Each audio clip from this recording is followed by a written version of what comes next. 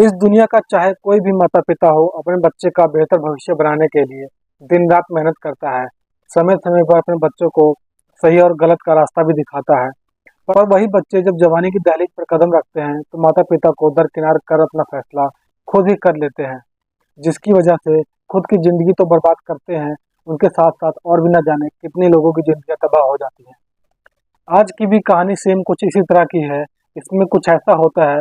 नमस्कार, मैं कुलदीप आज की सच्ची घटना आपको सुनाने जा रहा हूँ। यह घटना है पंजाब प्रदेश के लुधियाना शहर की। लुधियाना का एक इलाका पड़ता है अजीत नगर, और इसी अजीत नगर के इलाके का रहने वाला कुलदीप सिंह की उम्र जिसकी लगभग 40 साल के आसपास होती है। वह रेलवे में इलेक्ट्रिशियन का काम करता है। कुलदीप की पत्नी का नाम गीता होता है। गीता, जिसकी उम्र लगभग 37 साल के आसपास होती है, जो पिछले 15 सालों से एक कॉलेज में बच्चों को पढ़ाया करती है। कुलदीप की एक बेटी भी होती है, उसका नाम सुदीक्षा होता है, जिसकी उम्र 17 साल के आसपास होती है, जो कि अपने ही इलाके में कॉलेज की पढ़ाई कर रही है। कुलदीप का एक छोटा भाई होता है हरदीप, जिसकी उम्र लगभग 21 साल की होती है, जो अपने ही इलाके के नगर निगम में नाइट ड्यूटी करता था। कुल मिला जुला कर कुलदीप के परिवार में टोटल 4 सदस्य होते हैं, जिनमें से कमाने वाले 3 लोग होते हैं। इसलिए कुलदीप के घर में किसी भी चीज़ की कोई कमी नहीं होती है। बात कर रहा हूँ मैं 18 जुलाई की रात्रि के करीब 9 बजे के आसपास। हर रोज की तरह जब कुलदीप ड्यूटी से अपने घर पहुंचता है, उस वक्त उसका भाई हरदीप अपनी ड्यूटी जा चुका था। कुलदीप अपनी पत्नी और बेटी के साथ बैठकर खाना खाता है, और खाना खाने के बाद गीता अपनी बेटी को लेकर छत पर सोने के लिए चली जाती है, और कुलदीप नीचे अपने कमरे में सोने के लिए आ जाता है। जब सुबह होती है, अगले दिन सुबह 5:30 बजे के आसपास का वक्त होता है। गीता सुबह उठती है। सबसे पहले वह किचन में जाती है, ताकि वह अपने पति के लिए फटाफट से लंच बॉक्स तैयार कर सके। जब 1 घंटे का समय गुजर जाता है, गीता किचन से अपने पति को कई बार आवाज लगाती है, लेकिन कई बार आवाज लगाने के बावजूद भी कुलदीप एक बार भी जवाब नहीं देता है। इसलिए गीता अपने पति के कमरे के पास जाती है, ताकि वह उसे जगा सके। जब कमरे के पास पहुंचती है तो देखती है कि कमरे का दरवाजा खुला हुआ होता है, जिसे देखकर गीता को बहुत अजीब सा लगता है। गीता जब कमरे के अंदर एंट्री करती है तो कमरे के अंदर का नजारा देखकर वह जोर से चीख पड़ती है। दरअसल कमरे के अंदर बेड के ऊपर कुलदीप की डेड बॉडी पड़ी हुई थी, और पूरा बेड खून से सना हुआ था। गीता जब चिल्लाना शुरू करती है, उसकी आवाज सुनकर उसकी बेटी के साथ साथ उसके आस पड़ोस के लोग भी इकट्ठा हो जाते हैं। तभी इस बात की जानकारी नजदीक के थाने में दी जाती है। इधर पुलिस को जैसे ही सूचना मिलती है, पुलिस अपनी टीम के साथ कुलदीप के घर पहुंच जाती है, और सबसे पहले उसकी डेड बॉडी को चेक करती है तो मालूम चलता है कि कुलदीप के गले पर किसी तेज धार हथियार को चलाया गया है। पुलिस घटनास्थल की बड़ी बारीकी तरीके से मुआयना करती है, पर इसके बावजूद भी पुलिस के हाथ में कोई सबूत नहीं मिलता है। पुलिस जब इस पूरी वारदात के बारे में उसकी पत्नी गीता से पूछताछ करती है, तो गीता कहती है कि साहब, रात्रि के वक्त पूरे परिवार ने इकट्ठा बैठकर खाना खाया। मैं और मेरी बेटी छत पर सोने के लिए चली गई। मेरे पति कुछ देर तक नीचे टहलने के बाद जाकर अंदर से दरवाजे को लॉक किए और अंदर जाके अपने कमरे में जाकर सो गए। पुलिस जाकर जब दरवाजे को चेक करती है तो पुलिस को बड़ा अजीब सा लगता है, क्योंकि दरवाजा भी जोर जबरदस्ती से नहीं खोला गया था। पुलिस गीता से पूछताछ करती है कि घर का कोई और सामान भी गायब हुआ है। इस पर गीता पुलिस वालों को जवाब देती है कि साहब, बरामदे में एक काले रंग की स्प्लेंडर बाइक खड़ी थी, और मेरे पति के पास 2 मोबाइल थे। दरअसल यह तीनों चीज गायब है। पुलिस को समझ में नहीं आता है कि आखिरकार अपराधी बिना तोड़ फोड़ के घर के अंदर कैसे एंट्री कर गया। पुलिस सबसे पहले कुलदीप की डेड बॉडी को अपने कब्जे में ले लेती है। उसके बाद पुलिस उसकी बॉडी को पोस्टमार्टम के लिए भेज देती है। साथ ही साथ गीता के तहरीर पर धारा 302 के तहत अज्ञात अपराधी के विरोध में मुकदमा दर्ज कर लेती है, और फिर इस केस की छानबीन करना शुरू करती है। तब तक इधर कुलदीप का छोटा भाई हरदीप भी घर पहुंच जाता है। पुलिस अब बारी बारी से घर के तीनों सदस्यों से पूछताछ करती है, तो क्योंकि पुलिस को इतना तो बिल्कुल शक हो जाता है कि अपराधी जो भी घर में घुसा है, उसके साथ घर का कोई ना कोई सदस्य जरूर होगा, क्योंकि दरवाजा जोर जबरदस्ती से नहीं खोला गया था। पुलिस अब बारी बारी से तीनों से पूछताछ करती है। कुलदीप की बेटी सुदीक्षा कहती है कि साहब, मैं तो छत पर सो रही थी, मम्मी ने जब चीखना चिल्लाना शुरू किया तब मैं उठकर आई हूँ। लेकिन पुलिस जब कुलदीप के छोटे भाई हरदीप से पूछताछ करती है, तो हरदीप कहता है कि साहब, मेरा भाई रात्रि के वक्त सोने के लिए चले जाते हैं, और अंदर से दरवाजा मेरी भाभी लॉक करती है। हालांकि हरदीप जब इस तरह की बातें करता है, पुलिस को कहीं न कहीं गीता के ऊपर शक हो जाता है। क्योंकि पुलिस जब गीता से पूछताछ करती है तो गीता ने बताया था कि घर के अंदर का दरवाजा उनके पति ने बंद किया था। इसलिए पुलिस अब गीता के मोबाइल नंबर की कॉल डिटेल निकलवाती है। पुलिस जब डिटेल को चेक करती है तो इसमें ऐसा कोई भी नंबर उन्हें नहीं मिलता है जिससे गीता के ऊपर वो शक कर पाए। यह केस पुलिस के लिए काफी चैलेंज बन जाता है। पुलिस को भी समझ में नहीं आता है कि आखिरकार अपराधी घर के अंदर कैसे घुसे। पुलिस इतना तो यकीन कर जाती है कि इस केस में कुलदीप का भाई तो शामिल नहीं है, क्योंकि वह रात के वक्त ड्यूटी पर चला जाता है। उसकी पत्नी के मोबाइल में भी कोई ऐसा नंबर नहीं मिलता है जिससे उसकी पत्नी के ऊपर शक जाए। अब कुलदीप के घर में जो उसकी बेटी सुदीक्षा होती है वह बचती है। इसीलिए पुलिस अब सुदीक्षा के मोबाइल नंबर की कॉल डिटेल निकलवाती है। पर पुलिस जब सुदीक्षा की कॉल डिटेल को चेक करती है तो मालूम चलता है कि उसमें एक ऐसा नंबर है जिस पर सुदीक्षा पिछले कई महीनों से लगातार बातचीत करती आ रही है। पुलिस के लिए सबसे बड़ा चौंकाने वाला यह बात मालूम चलता है उस कॉल डिटेल से कि दरअसल जिस वक्त रात्रि के वक्त कुलदीप की जब हत्या हो रही थी, सुदीक्षा उस नंबर पर थोड़ी थोड़ी देर के बाद कई बार से बातचीत कर रही थी।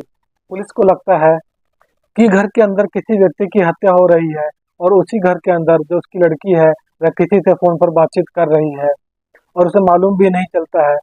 पुलिस जब उस नंबर की डिटेल निकलवाती है तो मालूम चलता है कि यह नंबर किसी तेजपाल सिंह के नाम पर रजिस्टर्ड है। तेजपाल सिंह की उम्र 21 साल के आसपास होती है, जो कि पास में मेहर सिंह नगर में रहता है, जो कि अपनी एक दवाई की दुकान चलाता है। पुलिस को जैसे इस तरह की डिटेल मिल जाती है, पुलिस उस डिटेल के आधार पर तेजपाल को अपनी कस्टडी में ले लेती है और फिर तेजपाल से कुलदीप की हत्या के बारे में पूछताछ करती है। तेजपाल पुलिस वालों को जवाब देते हुए कहता है कि साहब यह बिल्कुल सत्य है कि मेरा सुदीक्षा के साथ प्रेम प्रसंग चल रहा था और उस रात्रि को भी मैं उससे बात कर रहा था, लेकिन मैंने कुलदीप की हत्या नहीं की है। इसलिए पुलिस को तेजपाल की बातों पर यकीन नहीं होता है। इसलिए पुलिस अब तेजपाल के साथ शक्ति से पेश आना शुरू हो जाती है। पुलिस जैसे ही अपनी शक्ति दिखाना शुरू करती है, आखिरकार मजबूर होकर तेजपाल अपनी सारी सच्चाई कबूल लेता है। लेकिन तेजपाल जब इस हत्या की पूरी कहानी बताता है तो वाकई में इसे सुनने के बाद हर कोई चौंक सा जाता है।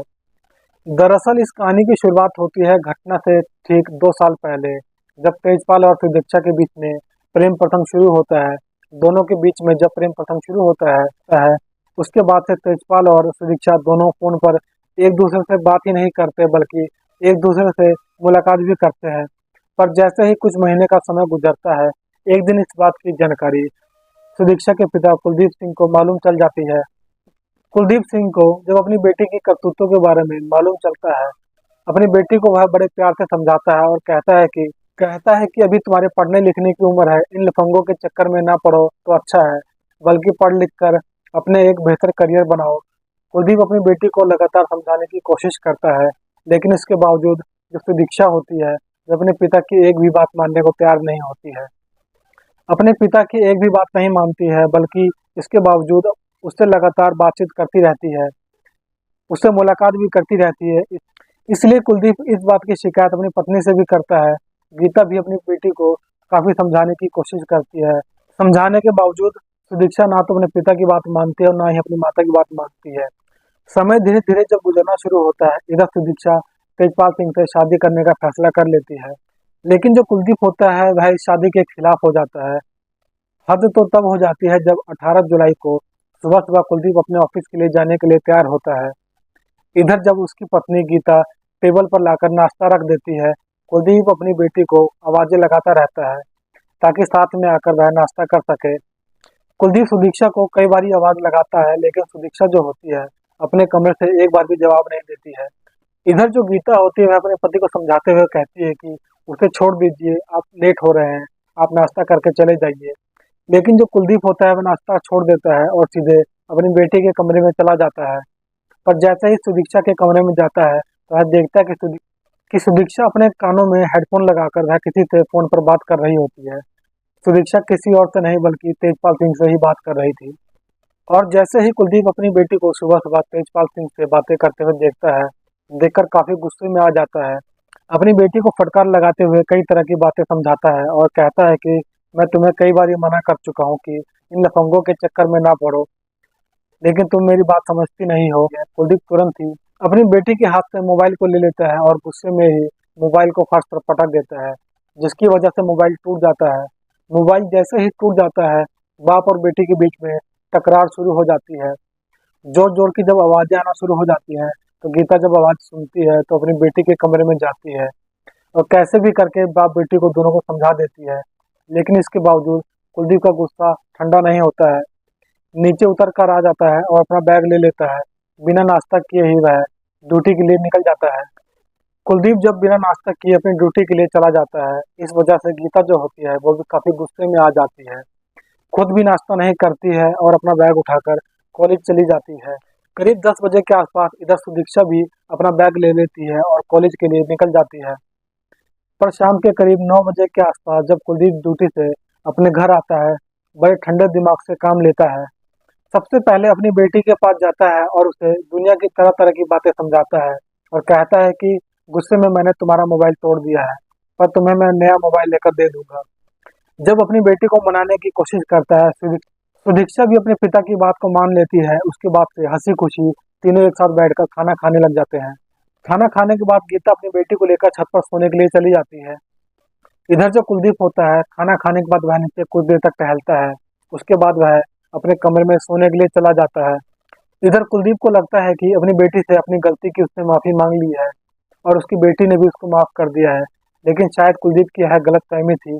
दरअसल सुदीक्षा जो होती है वह अपने पिता से इस प्रकार से नफरत करने लगती है, उनको अपने रास्ते से हटाने के लिए सोचने लगती है।